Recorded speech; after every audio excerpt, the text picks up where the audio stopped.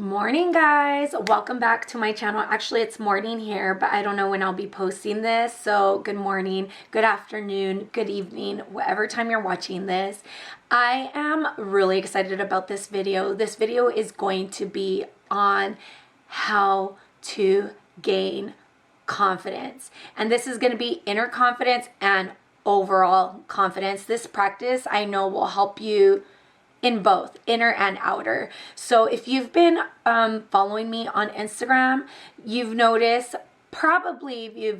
that my content has been gearing a little bit more towards sending a message to you guys about inner confidence. I personally feel and truly believe that once you have that inner confidence, the outer confidence will follow. So oftentimes I hear, how do you get this confidence? Where do you get this confidence? I wish I had your confidence. These are very common words I hear, from the way I dress, to the way I do my makeup, to the way I carry myself. These are very common words that I hear. And a lot of the times I wish I had a short, quick answer. So it sets me back, because my answer is, it didn't happen overnight.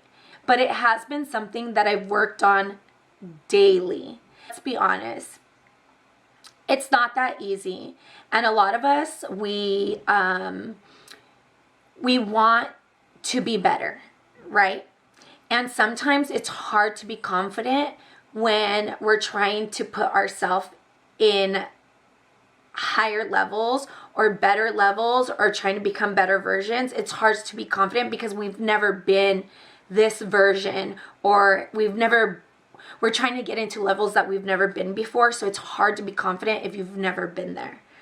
I have been doubling, really trying to figure out what is the best way to teach how to gain inner confidence. So I'm pretty sure a lot of you guys here, be you, be bold, shine, just do it, just be yourself, just go. Just take the risk, go all in. And it's like, how though, right? So I've been trying to create a type of framework that I really feel like I nailed it, guys. And I really feel like this is going to be the best way to break it down, right? So I feel like this is definitely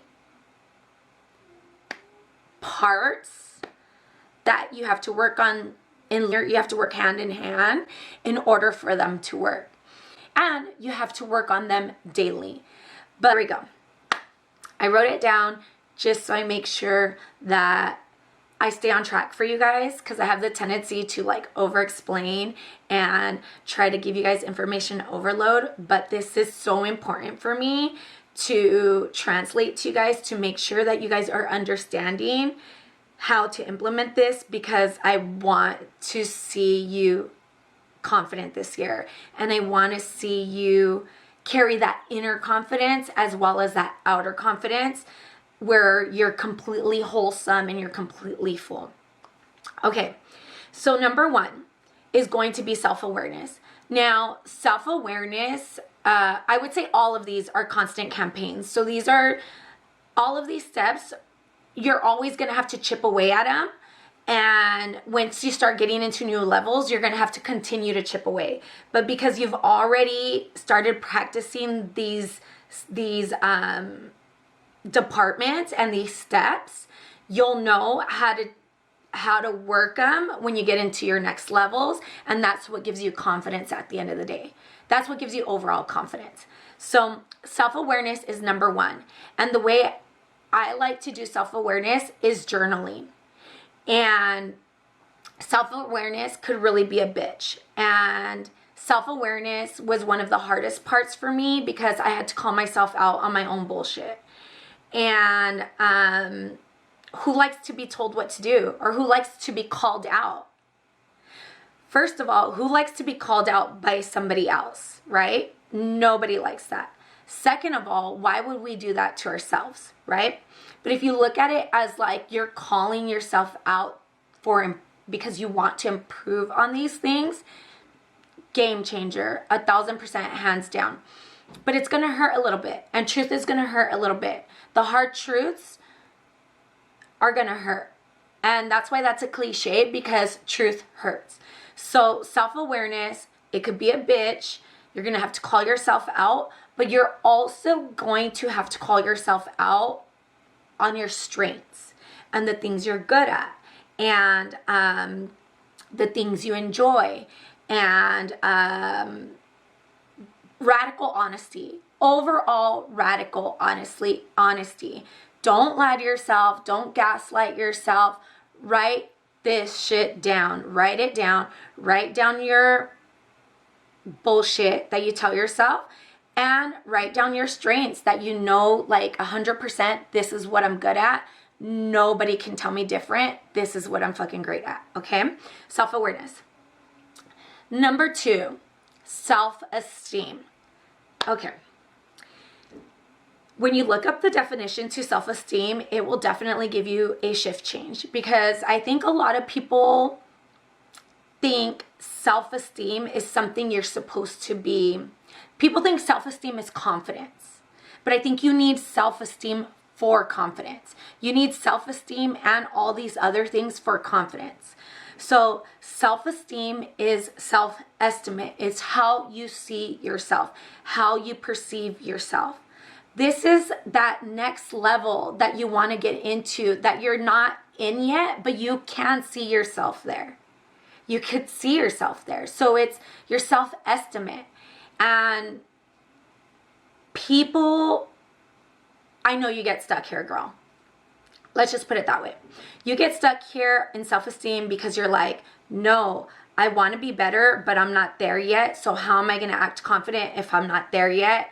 And I don't know how to do it. It's my first time. We talk ourselves out of it. It's like you see yourself as that higher version of you, but you can't step into that higher version of you. And people feel like they don't have confidence because they don't have self-esteem. And that's just one part of confidence. I think you need self-esteem, and you need to know what you want the future you to look like, and what you want yourself, you want to know what your self-estimate looks like. But you also want to pay attention to your self-awareness and know what you already look like. Okay? Which leads me to my third point. This one took me a while to figure out, because this one would fuck with my self-esteem. And this one was the one that used to creep up and say, no, you are not that person.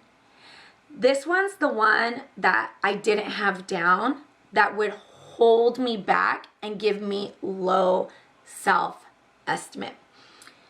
Because this one knew who I was, but it wasn't confident in what I wanted to be. Okay. Or it knew who I was, but it didn't want to show or accept who I was. So, self-acceptance. Self-acceptance, dude, self-acceptance. Seriously, game changer. I'm not saying accept the old you and it's okay to act the way you're acting. I'm saying accept the old you and just know that was the past. And now you're focusing on your self-estimate, on your self-esteem. Okay? But accepting the old you will also give you this comfort of knowing, hey, it's okay. It's okay if you used to fuck up. It's okay if you came from a poor household. It's okay if you thought you were going to go on a bad route because everybody else did. It's okay if you did go on a bad route. It's okay if you used to party a lot. It's okay if you used to hoe around. It's okay, whatever you used to do, accept that person. It's okay if you used to lie. It's okay if you used to cheat. It's okay, accept it, but don't let it pour over into your self-estimate, into your self-esteem, because that's not who you're trying to be.